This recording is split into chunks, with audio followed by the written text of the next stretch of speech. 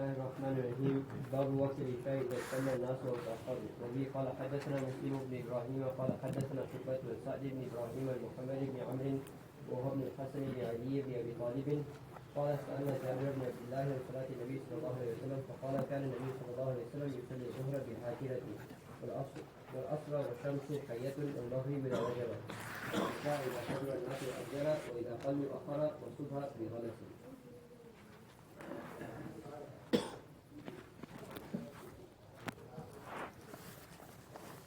وقت العشاء إذا اجتمع الناس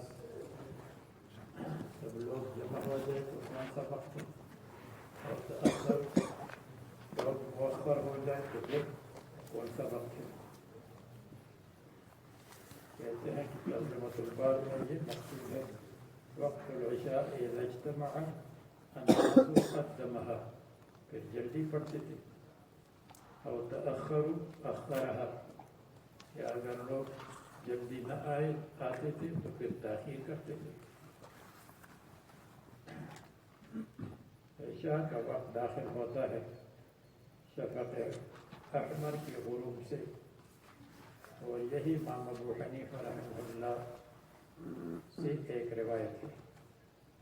ابن عمر رضی اللہ عنہ سے مرفوعا ہے وقت المغرب ما لم يسقط ثور الشفق حمرت الشفق مغرب کا وقت ہے جب تک شفق کی حمرت غائب نہ ہو.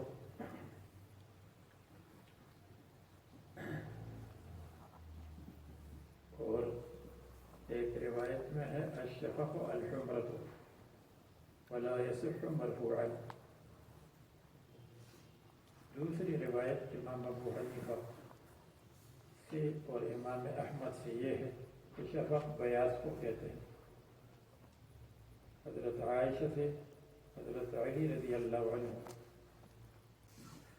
ابی ابن کعب ابن زبیر اور اہل لغت میں مبرد اور ثعلب سے مروی ہے شفق بیاض کو کہتے ہیں. اس لیے احتیاط اس میں ہے یہ شفق ابیض کی غروب کے بعد پڑھ لیں اور جائز یہ بھی ہے کہ شفق احمر کی غروب کے بعد پڑھ لیں. دونوں کی گنجائش. بعض نے ایک پر فتویٰ دیا بعض نے دونوں دوسری پر دونوں کی گنجائش ہے. خصوصاً گرمی کے موسم میں جب شفق بہت دیر سے غروب ہوتی ہے اس میں شفق احمر کا اعتبار کر لیا جائے تو بھی ٹھیک ہے. تو اول وقت یہ ہے کہ شفق احمر یا شفق ابیض غائب ہو جائے ڈوب جائے. اور آخری وقت ہے فجر. آخری وقت کا ذکر آنے والے صفحے پر آئے گا بالکل بیچ میں انشاءاللہ. ترجمۃ الباب کا ایک مقصد یہ کہ تقدیم بھی جائز ہے ترجیل بھی جائز ہے تاخیر بھی جائز ہے. یا یہ کہ بعض موسموں میں تعجیل کرو بعض موسموں میں تاخیر کرو. یا یہ مقصد ہے کہ ان لوگوں کی تردید جو کہتے ہیں کہ اگر تعجیل ہو تو عتم ہے اور اگر تاخیر ہو تو عشاء ہے. مصنف فرماتے ہیں دونوں عشاء ہے تعجیلاً ہو یا تاخیراً ہو. شافعیہ کے دو اور ائمہ ثلاثہ کی نزدیک تاخیر بہتر ہے اگرچہ تعجیل جائز ہے. امام شافعی رحمہ اللہ کے دو قول ہیں. قول قدیم یہ ہے کہ تعجیل بہتر ہے. قول جدید یہ ہے کہ تاخیر بہتر ہے. قول جدید اس کو کہتے ہیں جس کو امام شافعی نے مصر میں اختیار کیا تو ان کے نزدیک بھی دونوں پر عمل کر سکتے ہیں. سألنا جابر بن عبد الله عن صلاة النبي صلى الله عليه وسلم فقال كان النبي صلى الله عليه وسلم يصلي الظهر بالهاجرة بعد الزوال والعصر والشمس حية والمغرب إذا وجبت إذا غربت الشمس والعشاء إذا كثر الناس عجل وإذا قلوا جب لوگ کم ہوتے تھے تو أخر والصبح بغلس ويصلي الصبح بغلس بغلس قليل عند الأحناف وبغلس كثير عند الشافعية. باب فضل العشاء میں مصنف نے عشاء کے ناموں کا ذکر کیا کہ عشاء کو عشاء بھی کہتے ہیں، عتمہ بھی کہتے ہیں، اور یہ کہ مغرب کو عشاء مت کہو. پھر مصنف نے اس کے ادا کرنے کا وقت کہ کس وقت ادا کریں، تاخیر یا تعجیل، تب عشاء کی فضیلت کو ذکر کرتے ہیں. تو عشاء کی فضیلت کے بارے میں مصنف نے یہ روایت ذکر فرمائی کہ جب تاخیر ہوئی تو رسول اللہ صلی اللہ علیہ وسلم نے فرمایا آپ کے علاوہ یہ نماز کوئی بھی نہیں پڑھتا اس وقت، سب لوگ سو رہے ہیں. لوگوں کے نوم کا وقت آپ کی صلاۃ کا وقت ہے. تو یہ کتنی بڑی سعادت ہے، لوگ خراٹے لے رہے ہیں اور آپ عبادت کر رہے ہیں. اس کی فضیلت ہو گئی. حدثنا يحيى بن بكير قال حدثنا الليث عن عقيل عن ابن شهاب عن عروة أن عائشة رضي الله عنها أخبرت قال اعتمى أخر رسول الله صلى الله عليه وسلم ليلة بالعشاء، عشاء میں تاخیر کر دی.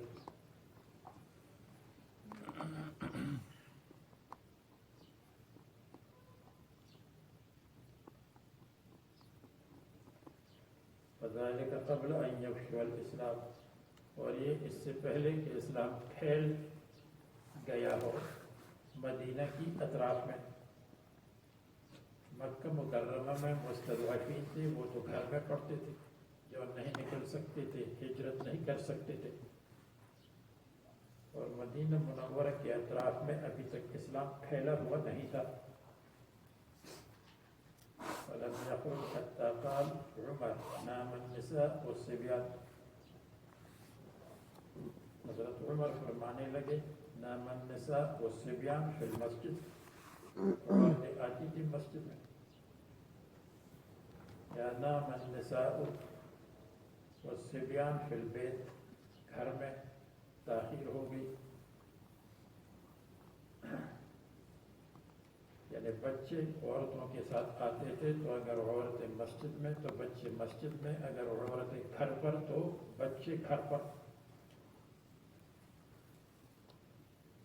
فخرج فقال لأهل المسجد ما ينتظرها أحد من أهل الأرض غيركم، کوئی بھی اس نماز کے انتظار میں نہیں ہے سوائے آپ کے. لوگوں کے لیے ہے وقت الغفلت، آپ کے لیے ہے وقت العبادت. یہ آپ کے لیے کتنی بڑی ہے سعادت.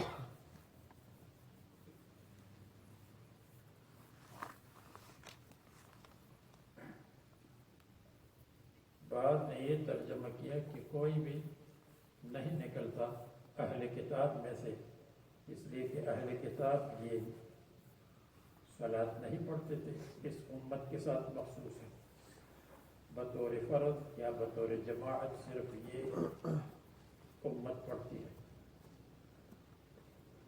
یعنی اگر کوئی کہے کہ اہل کتاب بھی نہیں پڑھتے تھے تو جواب یہ ہے کہ یہ مخصوص ہے اس امت کے ساتھ، یا جماعتاً یا فرداً. یا اہل کتاب پر فرض تھی لیکن انہوں نے فرضیت کو ختم کیا تحریف کے ساتھ. تو رسول اللہ صلی اللہ علیہ وسلم نے فرمایا بے شک بچے اور عورتیں محل شفقت ہے، لیکن تاخیر بہترین عبادت ہے. تو شفقت اپنی جگہ، عبادت اپنی جگہ. اس سے ائمہ ثلاثہ استدلال کرتے ہیں کہ تاخیر بہتر ہے. اور امام شافعی کے دو قول آپ کو بتلائے. ایک قول یہ ہے کہ تعجیل کرنا چاہیے، دوسرا قول یہ ہے کہ تاخیر کرنا چاہیے ثلث اللیل تک. اور یہ مصر والا قول جدید ہے. جب یہ بات آ گئی تو پھر گویا کہ ائمہ اربعہ کا اتفاق ہوا کہ تاخیر بہتر ہے.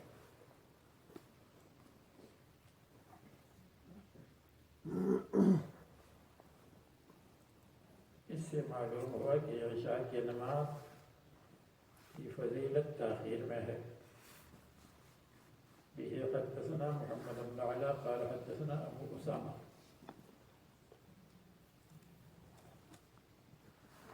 بہت دور بیٹھے ہیں افغان. کون ہے؟ کیا نام ہے؟ جی عبدالعزیز بھائی. عبدالعزیز رحمۃ اللہ علیہ کے نام پر آپ کا نام ہے تو آپ کو متوجہ ہے.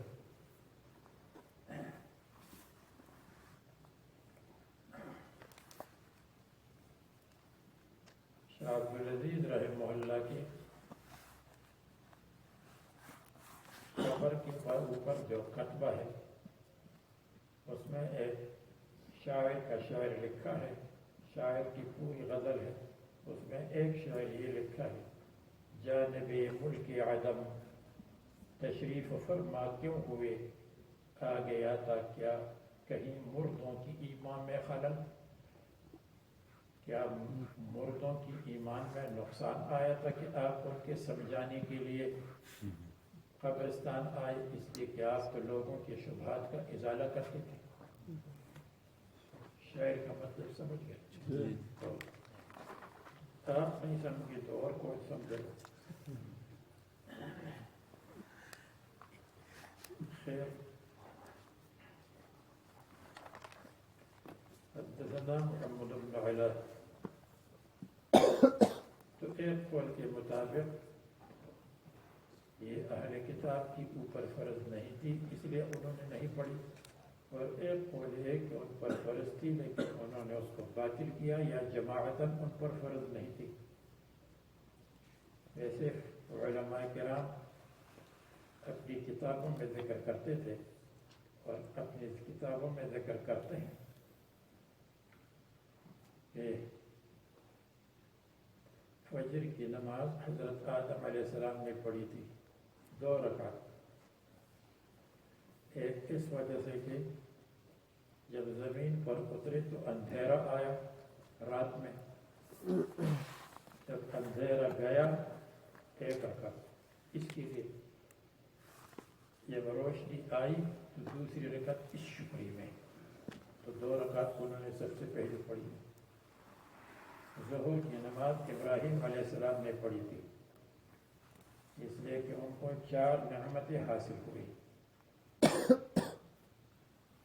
2 نعمتیں کا تعلق اللہ سے ہے، 2 نعمتوں کا تعلق ان کے ساتھ ہے. اللہ تعالیٰ راضی ہوئے، اللہ تعالیٰ نے فدیہ بھیجا اسماعیل علیہ السلام کے بدلے میں. 2 بیٹے نے صبر کیا اور بیٹے کو نجات مل گئی. 2 بیٹے میں 2 اللہ تعالیٰ نے، تو اس لیے 4 رکعتیں پڑھی. 2 رکعت اس لیے اللہ راضی، اور اتنے راضی کہ فدیہ بھیجا، یعنی دمبا، اور 2 اسماعیل علیہ السلام کے لیے انہوں نے صبر کیا اور پھر ان کو نجات مل گئی. 4 رکعتیں ہو گئی.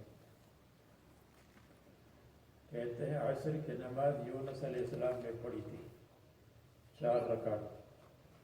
اس لیے جب مچھلی کے پیٹ میں پہنچ گئے تو ایک ہے ظلمت البحر ہے، ظلمت اللیل ہے، ظلمت بطن الحوت ہے، اور ظلمت الذلت. ذلت کا مطلب لغزش ہوئی، خطا ہوئی تھی. تو 4 رکعتیں یونس علیہ السلام نے پڑھی تھی. اس لیے وہ بھی فَبِهُدَاهُ مُقْتَدِرٌ، مسلمان بھی پڑھتے ہیں. انبیاء علیہ السلام کی تابعداری، محمد صلی اللہ علیہ وسلم کی تابعداری میں. کہتے ہیں مغرب کی نماز حضرت عیسیٰ علیہ السلام نے پڑھی نفیًا للالوہیت عن نفسی، میں خدا نہیں. نفیًا عن الالوہیت عن امہ، میری ماں بھی نہیں. الہ اثبات الالوہیت للہ فقط تعالی. تو 3 رکعتیں انہوں نے پڑھی، تو اس لیے وہ ہم پڑھتے ہیں. اور 4 رکعتیں عشاء کی حضرت موسیٰ علیہ السلام بھی پڑھی تھی، اس لیے کہ ان کے ساتھ بھائی کی فکر تھی، ہارون علیہ السلام، اولاد کی فکر تھی، بیوی کی فکر تھی جس وقت کوہی طور پر وحی کے لینے کے لیے گئے تھے، اور فرعون بدبخت کی فکر تھی کہ وہ کیا کرے. تو ان 4 فکروں کی وجہ سے 4 رکعت پڑھی. یہ روایت حدیث میں نہیں ہے، ہدایہ کی شرح ہے کفایہ. نام سنا ہے کفایہ؟ نہیں سنا ہو تو حاشیہ پر لکھا ہوتا ہے، کبھی کبھی اس میں لکھا ہے. تو اس روایت کے مطابق عشاء کی نماز حضرت موسیٰ علیہ السلام نے پڑھی تھی. تو بنی اسرائیل میں یہ نماز تھی یا انہوں نے کینسل کر دی تھی یا جماعت کے ساتھ نہیں تھی یا فرض نہیں تھی. فرماتے ہیں کہ میں حضرت ابو موسیٰ اشعری عن ابی موسیٰ قال كنت انا واصحابي الذين قدموا معي في السفينة، میں اور ہمارے ساتھی جو سفینہ میں آئے تھے، یعنی یہ حضرات یمن سے جدہ آ رہے تھے، لیکن ہوا نے کشتی کو دوسری طرف پھیر دیا اور چلتے چلتے حبشہ پہنچ گئے. حبشہ پہنچ گئے تو وہاں ملاقات ہوئی حضرت جعفر وغیرہ وغیرہ سے، اور وہاں ٹھہرے رہے. پھر وہیں سے رسول اللہ صلی اللہ علیہ وسلم کے پاس آئے، اور جب آئے تو باہر ایک جگہ ٹھہرے، نزولاً ٹہر گئے فی بقیع بطحان. بقیع بطحان میں، بطحان مکان وسیع کو کہتے ہیں، اور بقیع ایک درخت ہے. جنت البقیع کو بھی بقیع اس لیے کہتے ہیں، بقیع ایک درخت کا نام ہے، وہاں وہ درخت موجود تھے یا تھا. اور ایک واقعہ یہ بھی ہوا، علماء نے لکھا ہے، ایک مرتبہ یہ جب ٹھہرے تھے تو ان کو بھوک لگی، اس لیے کہ کھانے کا انتظام نہیں تھا. تو ابو موسیٰ اشعری نے کسی کو بھیجا، رسول اللہ صلی اللہ علیہ وسلم کے پاس اگر کچھ انتظام ہو تو ہمارے لیے کھانا بھیج دیں.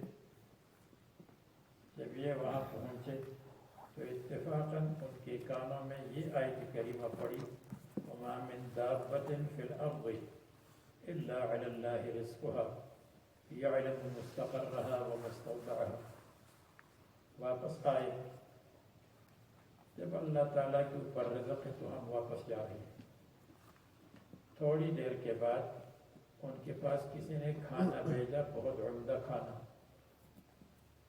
تو انہوں نے کھانا کھا لیا، اور یہاں تک کہ رسول اللہ صلی اللہ علیہ وسلم نے بھیجا.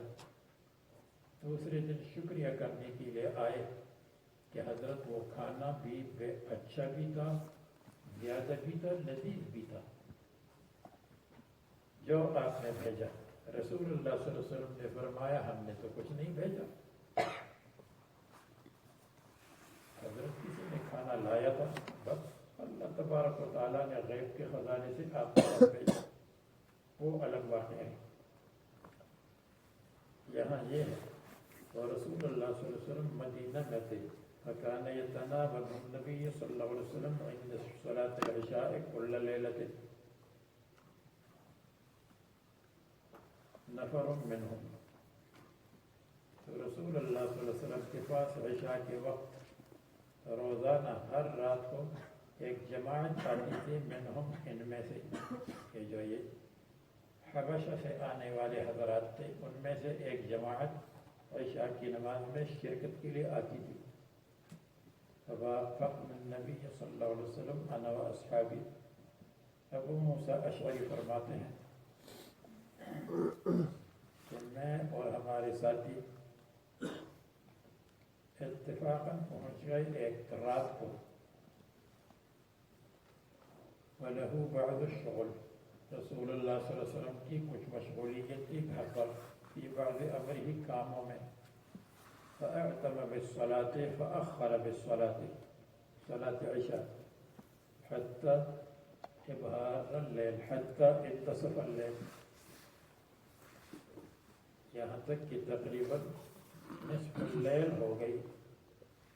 ابہار کے اپنے معنی ہے اشتبک النجوم، اندھیرے میں ستارے ایک دوسرے میں گھس جائیں، یعنی اندھیرے میں اتنے زیادہ ستارے نظر آتے ہیں جیسے ایک دوسرے میں گھس گئے ہوں،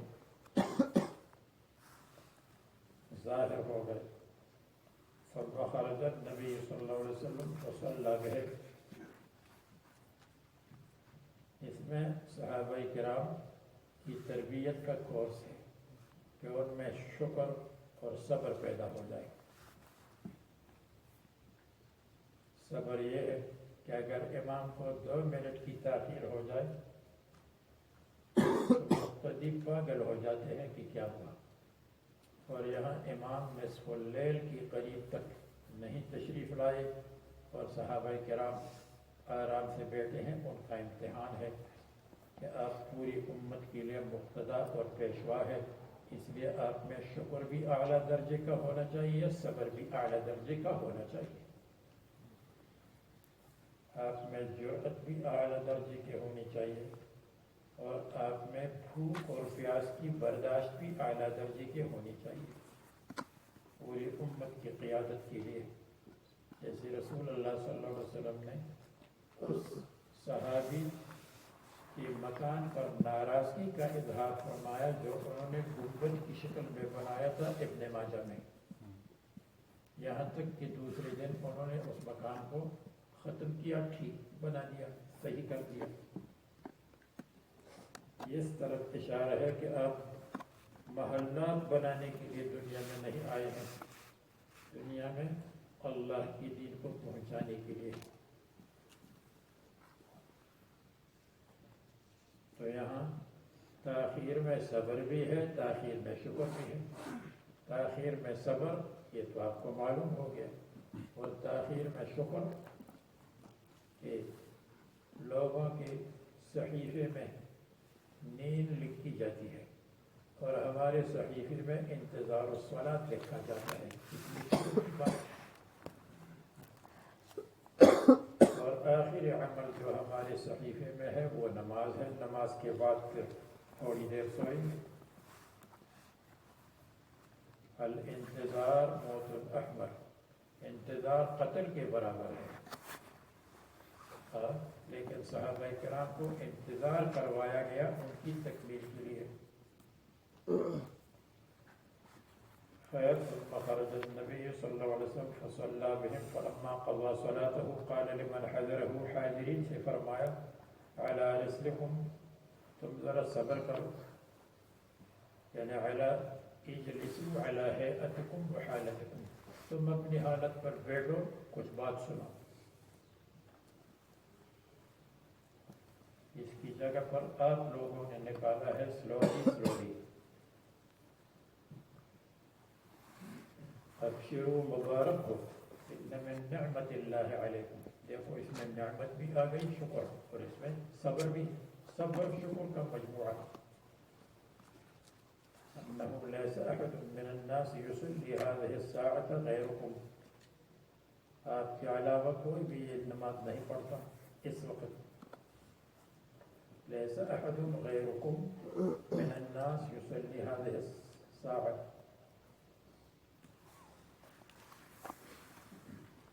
یا غیر استثناء کے بارے میں ہے، الا انتم، مگر تم، کوئی بھی نماز نہیں پڑھتا الا انتم، مگر تم۔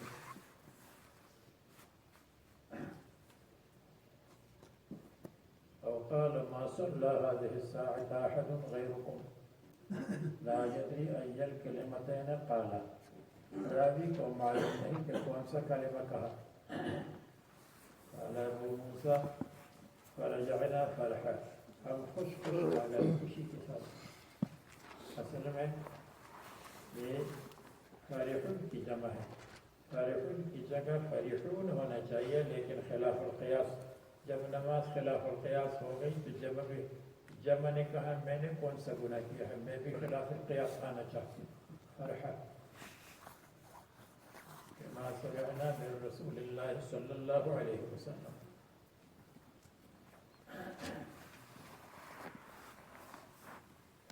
پڑھیے جناب. باب ما يكره من النوم قبل العشاء. وبه قال حدثنا محمد بن سلام قال حدثنا عبد الوهاب الثقفي قال حدثنا خالد بن الحذاء عن ابي النهال عن ابي برزة رضي الله عنه ان رسول الله صلى الله عليه وسلم كان يكره النوم قبل العشاء والحديث بعدها. اب یہاں دو قسم کی روایات موجود ہیں. بعض روایات, اکثر روایات میں ہے کہ نوم قبل العشاء مکروہ ہے, اور بعض روایات میں ہے کہ نوم قبل العشاء ثابت ہے. اسی طرح صحابہ کرام میں ابن عمر رضی اللہ عنہ قبل العشاء سوتے تھے, یہ ان کا عمل ہے.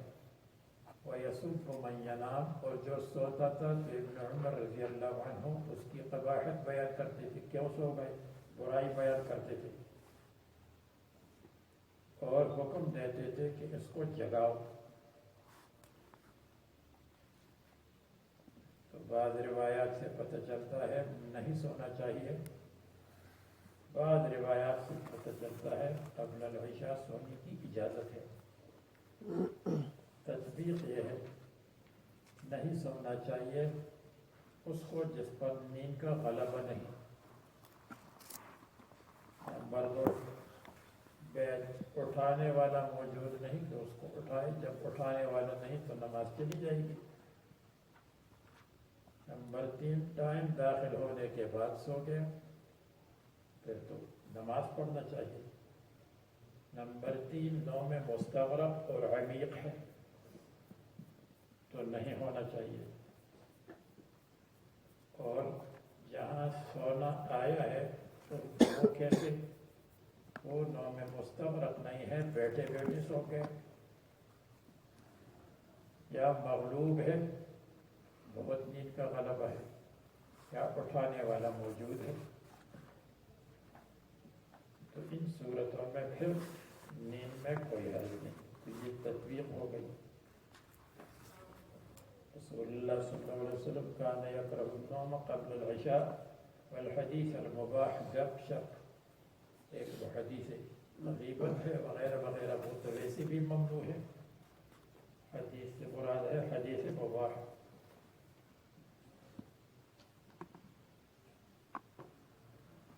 اب دوسرا بات, النوم قبل العشاء لمن غلب, مغلوب ہے, بے اختیار سو گیا, بیٹھ سو گیا, جگانے والا موجود ہے, صف کے اندر ہے, مستغرق نہیں ہے.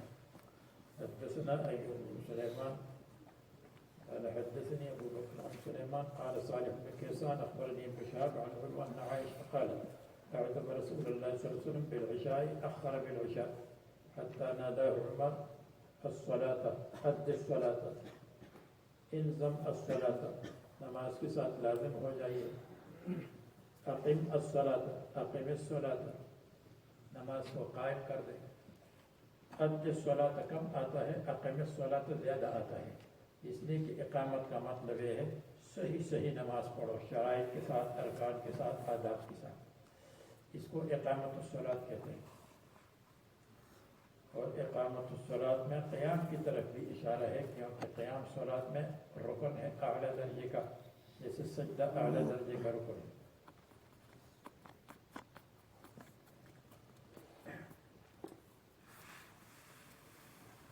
تو فرماتے ہیں یہ ہے کہ الصلاۃ اقیم الصلاۃ,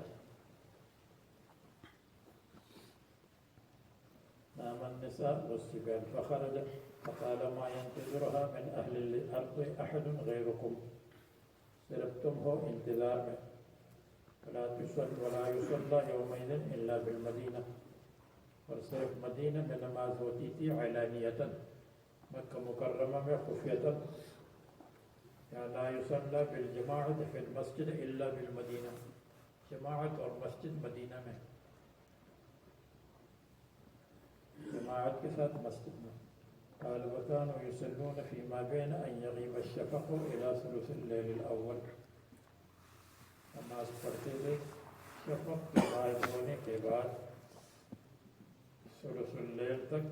ثلث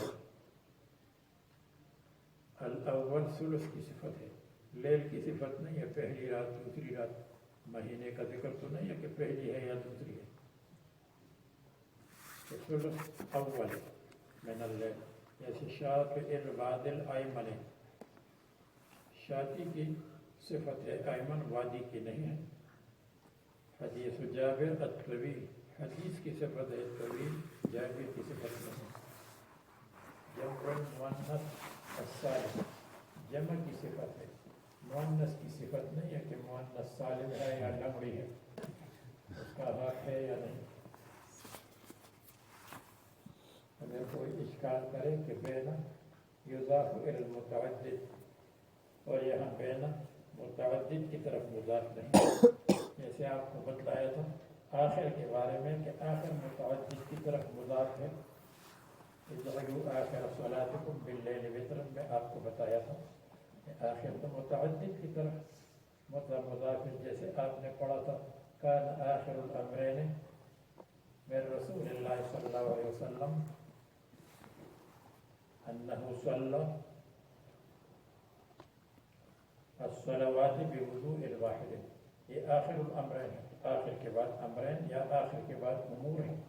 اس لیے آپ کو بتایا تھا کہ اجعلوا آخر صلاتکم یعنی صلاتکم جو مغرب اور عشاء ہے، یا صلواتکم جو مغرب عشاء وتر،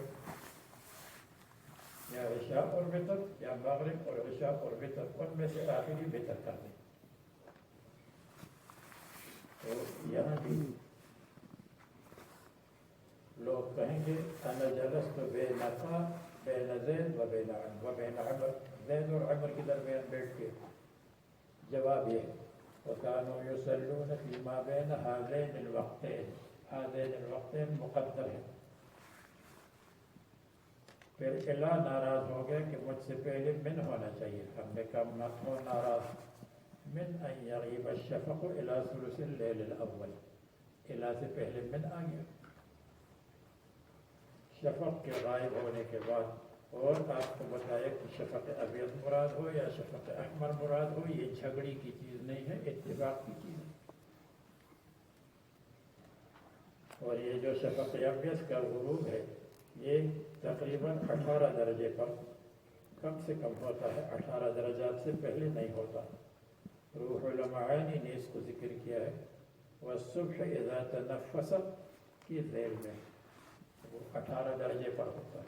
ایک درجہ 4 منٹ کا ہوتا ہے، تو 18 کو 4 میں جب ضرب دیں گے تو کتنا ہو جائے گا؟ 72 منٹ کے بعد عام طور پر شفق غائب ہوتی ہے، کبھی اس کے بعد بھی ہوتی ہے، لیکن اتنا تو ہونا چاہیے.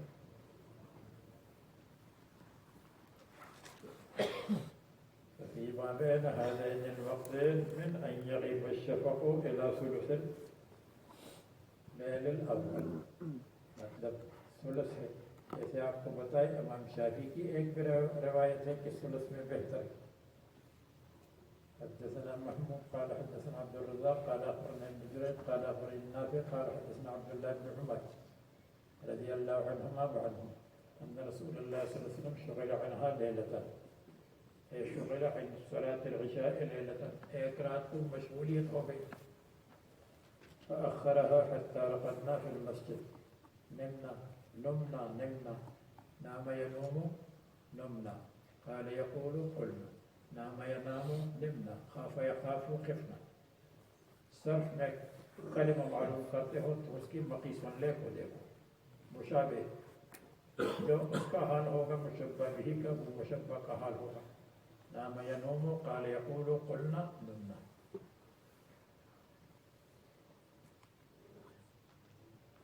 آگے فرماتے ہیں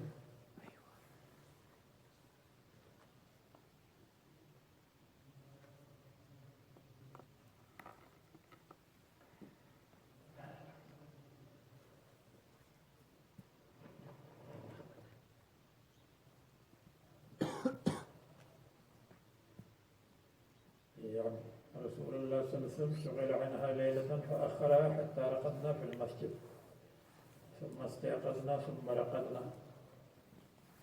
یہ محل ترجمہ ہے، نیند آئی اس لیے کہ مغلوب النیم بن گئے، مسجد میں تھے، صف میں بیٹھے تھے، وضو نہیں ٹوٹتا ایسی نوم سے. ثم رقدنا ثم استيقظنا ثم خرج علينا النبي صلى الله عليه وسلم ثم قال ليس أحد من أهل الأرض ينتظر الصلاة غيركم. ثم ہے منتظر. وكان ابن عمر لا يبالي أقدمها أم أخرها. تعجیل کرتے تھے یا تاخیر کرتے تھے، دونوں جائز ہیں. اذا كان لا يخشى أن يغلبه النوم عن وقتها. جب ان کو خوف نہیں ہوتا تھا کہ نیند غالب ہو جائے وقت سے تو پھر تاخیر فرماتے تھے. وقت كان يرقد قبلها، اور کبھی کبھی پہلے سو جاتے تھے. یہ محل ترجمہ. يرقد قبلها، پہلے سو جاتے تھے لیکن اٹھانے والی موجود ہے، یا مسجد میں ہوتے تھے اور یا بیٹے بیٹے سو جاتے تھے. قال ابن جريج قلت لعطاء قال سمعت ابن عباس يقول اعتم رسول الله صلى الله عليه وسلم ليلة بالعشاء اي اخر حتى رقد الناس واستيقظوا ورقدوا واستيقظوا. یہ پھر محل ترجمہ ہے رقدوا بے اختیار. وقام عمر بن الخطاب فقال الصلاة اقم الصلاة.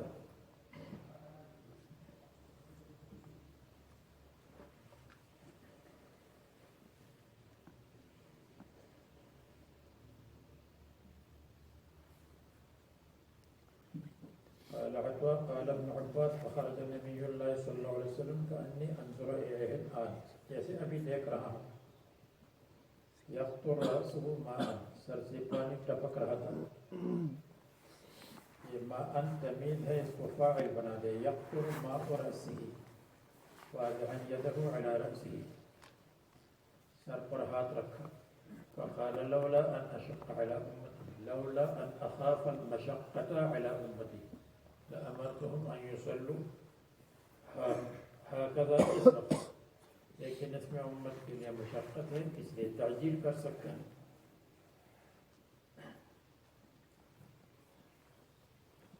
بس تثبت عطاء، بس میں نے تحقیق کرنی چاہیے، میں نے سمجھنا چاہا عطاء ابن ابی رباح سے کہ رسول اللہ صلی اللہ علیہ وسلم نے کس طرح ہاتھ کو پھیرا تھا.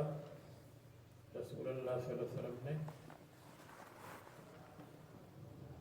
اپنے بالوں پر اپنی زلفوں پر، اردو والے نے کہا زلفیں صرف عورت کے لیے ہے، لیکن مرد عورت سب کے لیے زلفوں کا ذکر آتا ہے. رسول اللہ صلی اللہ علیہ وسلم کی زلفوں کا ذکر مشہور ہے، اور سب کتابوں میں والضحیٰ واللیل اذا سجا میں دیکھ لیتے اردو مفسرین. تو خیر ہم تو عجمی ہیں، لوگ عربی ہیں. فاستثبت، کہ رسول اللہ صلی اللہ علیہ وسلم نے اپنی زلفوں پر، تو ایک چوٹیاں ہیں، یہ زلفوں کے لیے استعمال کرتے ہیں جس میں محبت کا شربت شامل ہو. اس میں محبت شامل ہو اس کو زلفی کہتے ہیں. سمجھ گئے؟ اگر 100 سال کی گڑیا ہے تو یہ نہیں کہیں گے ان کی زلفوں کا یہ ہے، یہ لڑکی ہے یا لڑکا ہے یا محبوب ہے. رسول اللہ صلی اللہ علیہ وسلم سب کے محبوب. خیر فاستثبت عطاء، بس میں نے تحقیق یا میں نے یقین کرنا چاہا اور یا میں نے سمجھنا چاہا حضرت عطاء سے کہ کیف وضع النبی صلی اللہ علیہ وسلم علی رأسه، رسول اللہ صلی اللہ علیہ وسلم نے سر پر کیسے ہاتھ رکھا. جیسے ابن عباس نے ان کو بتایا، کما انبأہ ابن عباس فبدد لی عطاء بین اصابعہ ففرق لی عطاء. تو حضرت عطاء ابن ابی رباح نے تفریقہ کر دیا انگلیوں کے درمیان، انگلیوں کو الگ الگ کر دیا. بددہ تفریق کر دی، جدائی کر دی. شیئا من تبدیل، کو تھوڑی سی جدائی، الگ ہونا جدائی. جدائی تو جانتے ہو یا نہیں؟ نہیں جانتے تو شعر سنانا. کون کہتا ہے کہ ہم تم میں جدائی ہوگی، یہ ہوائیں کسی دشمن نے اڑائی ہوں گی. کون کہتا ہے کہ ہمارے درمیان جدائی ہوگی، کسی دشمن نے ویسے گپ شپ اڑائی. خیر، من تردید تھوڑی سی جدائی. ثم وضع اطراف اصابعه على قرن راسه، پھر انگلیوں کے کناروں کو رکھا علی قرن راسه، سر کی جانب پر. ثم ضمها، پھر انگلیوں کو ملایا. اور یمرها، یمر کی جگہ یمرها، اور انگلیوں کو چلایا، انگلیوں کو گزارا. کذالک، اسی طرح علی الرأس، سر پر. حتی مست ابہامہ، یہاں تک کہ لگ گیا انگوٹھا. طرف الاذن، کنارے کے ساتھ کان کی، یعنی یوں کر لیا یہاں تک، یہ انگلی یہاں کے ساتھ لگ گئی. اسی طرح رسول اللہ صلی اللہ علیہ وسلم نے ہاتھ پھیرا. مما یلی الوجہ، جو چہرے کے قریب ہے، یعنی طرف الاذن وہ بھی ہے جو چہرے کے قریب ہے، یہ طرف الاذن وہ بھی ہے جو دور ہے. طرف الاذن وہ جو چہرے کے قریب ہے، یہاں کے ساتھ. علی الصدغ، کان پٹی پر. صدغ کو کہتے ہیں، یہ اور یہ جگہ صدغ. انگلیوں کو پھیرا، یہاں تک پہنچایا، کن پٹی کی اوپر گزارا. صدغ. تو شاعر کا شاعر ہے عربی میں، صدغ الحبیب وحالی کلاہما کاللیالی. میرے محبوب اور محبوبہ کی کن پٹی کی اوپر جو زلفیں لگی ہوئے ہیں وہی کالی کالی ہے، اور میری قسمت بھی کالی ہے، ان کے ساتھ ملاقات نہیں ہوتی. صدغ اس کو کہتے ہیں. وناحیت اللحیت، اور داڑھی مبارک کی کنارے کے ساتھ بھی کوئی انگلی لگ گئی. انگلیاں لا یعصرو، نہیں نچوڑتے تھے پانی کو. ولا یبتش، اور نہیں پکڑتے تھے زلفوں کو. الا کذالک، مگر اسی طرح جیسے میں نے بتایا. وقال لولا ان اشق علی امتی لامرتهم ان یصلوا هكذا، لیکن امت کو دقت ہوگی اس لیے تعجیل کرنی چاہیے. ہم اس کے بعد باب وقت العشاء الی نصف اللیل میں مصنف میں بیان کرتے ہیں کہ عشاء کا وقت نصف اللیل تک ہے. یہ بعض علماء کا قول ہے، اور امام مالک، امام شافعی کا ایک قول ہے مرجوح نہ کہ راجح. تو مصنف ان کے ساتھ موافقت کرتے ہیں یا موافقت نہیں کرتے، ان کے مذہب کی طرف اشارہ کرتے ہیں. اور نصف اللیل کا مطلب یہ ہے کہ نصف اللیل تک پڑھو، اس کے بعد کراہت ہے. بظاہر مصنف جمہور کے ساتھ ہے کہ عشاء کا وقت فجر تک ہے، لیکن نصف اللیل تک ٹھیک ہے، نصف اللیل کے بعد کراہت ہے. تو مصنف تو وہی مسلک ہے جو جمہور کا ہے، لیکن نصف اللیل سے بعد میں نہ پڑھے، کراہت ہے. باقی یہ کہ نصف کے عشاء کا وقت فجر تک ہے، اس لیے کہ حدیث میں آتا ہے لیس التفریط فی النوم، نیند میں تفریط نہیں ہے. انما التفریط لمن لم یصل صلاۃ حتی دخل وقت اخری. تو معلوم ہوا کہ عشاء کا وقت اس وقت تک ہے کہ دخل وقت اخری، دخل وقت الفجر. دخل وقت الفجر ہے تو پھر ختم. دوسری روایت میں ہے اعتم بها رسول اللہ صلی اللہ علیہ وسلم، رسول اللہ صلی اللہ علیہ وسلم نے نماز میں تاخیر کی. حتی ذهب عامة اللیل، اکثر اللیل گزر گئی. اکثر اللیل کا مطلب یہ ہے کہ اکثر اللیل گزر گئی پھر بھی نماز کا وقت باقی تھا.